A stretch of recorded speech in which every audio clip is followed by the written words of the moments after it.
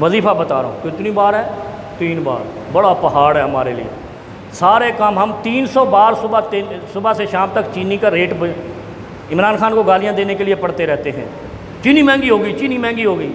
نبی علیہ الصلوۃ والسلام فرماتے ہیں جو شخص 3 بار ہر شام کو یہ کلمہ پڑھے گا، اگر کوئی نقصان دینے والا زہریلا جانور ڈنگ مارے گا اس کو اثر نہیں ہوگا۔ کتنی پیاری بات نبی علیہ الصلوۃ والسلام نے فرمائی۔ زہریلے جانور کے ڈنگ سے وہ شخص محفوظ رہے گا جو یہ کلمہ 3 بار روزانہ شام کو پڑھے گا۔ روزانہ شام کو، صبح شام کے اذکار ہیں نا، اس میں یہ ذکر کیا ہے؟ صرف شام کو آپ نے 3 بار پڑھنا ہے۔ کلمہ کیا ہے؟ اعوذ بکلمات اللہ التامات من شر ما خلق۔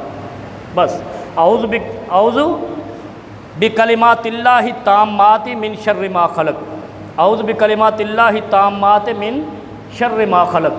جس نے 3 بار روزانہ شام کو یہ کلمہ پڑھا، اگر کسی زہریلے جانور نے اس کو ڈنگ مارا ہے اس 24 گھنٹے کے اندر، تو انشاءاللہ اس کو زہر کا اثر نہیں ہوگا۔ لیکن دل کون سا ہو؟ تتقوا اللہ یجعل لکم فرقانا، وہ دل بھی صاف ہو، پتہ چلا نہ نمازیں ہیں، نہ اخلاق ہے، نہ ایمان ہے، نہ دیانت ہے، نہ امانت ہے، نہ صداقت ہے، اور بس دم ہے، تو وہ دم اثر نہیں کرتا۔ اسی لیے تو یہ جو وہ جناتی مخلوق ہے نا، آستانوں میں بیٹھ کے اور ادھر ادھر، نماز ایک نہیں پڑھنی۔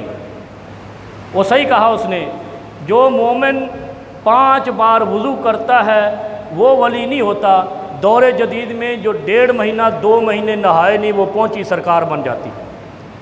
اور نہانے کا روزانہ حکم ہے۔ مومن کی شان کیا ہے؟ نفیس ہوتا ہے، نظیف ہوتا ہے، الطہور شطر الایمان ہوتا ہے۔ جو نہاتا ہی نہیں ہے وہ پہنچی سرکار کیسے؟ وہ تو غلیظ ہے، طہور نہیں ہے، وہ تو ولی نہیں ہے۔